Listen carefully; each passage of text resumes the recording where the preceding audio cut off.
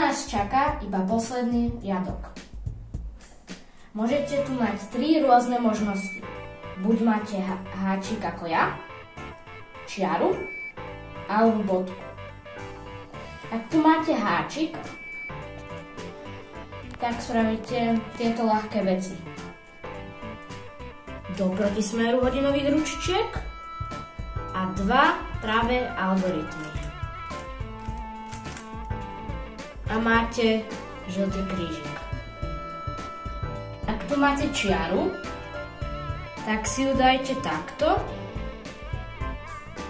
Zase do protismeru hodinových ručičiek a 1 pravý algoritmus.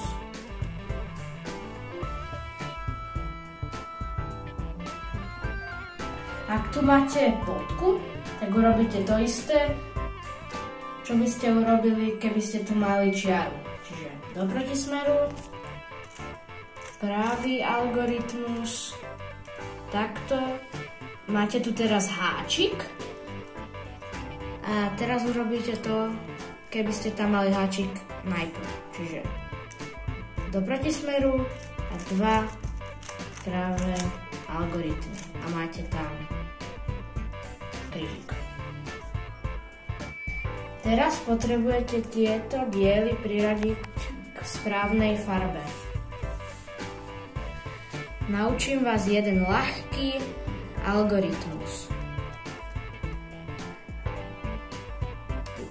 Ako vidíte, tuto už mám 2 spojené. Dám si ich tak, že jeden je vzadu a jeden je vpravo. A potom spravím tento ľahký algoritmus. Dopredu, doľava, dole, doľava, hore, naspäť. A potom by ste mali mať všetky strany. Teraz budeme dávať rohy na svoje miesta. Začneme tým, že si pozrieme, či máme nejaký roh dobre daný.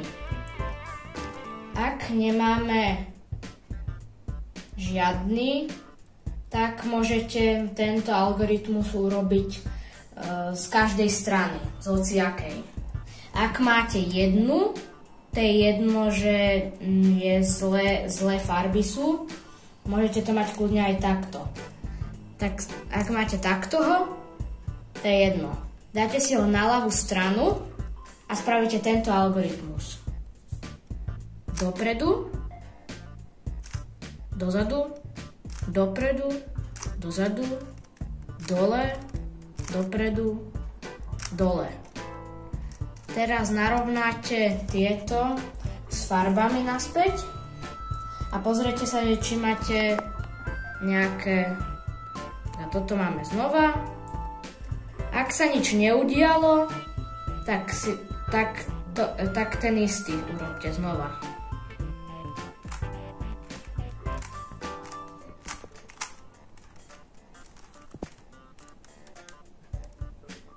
Ak máte, takto ako ja, tie rohy, že sú na dobrom mieste len poprehadzované, tak si dajte kocku naopak, že biela strana je hore a vyberte si nejakú stranu, kde je vpravo v rohu zle otočený roh. A potom robte práve algoritmy, dokým sa to neurobí.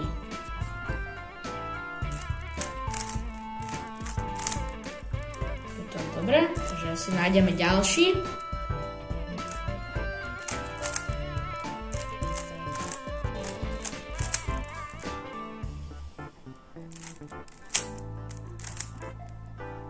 Máte to dobre? A poskladali ste svoju prvú skladku.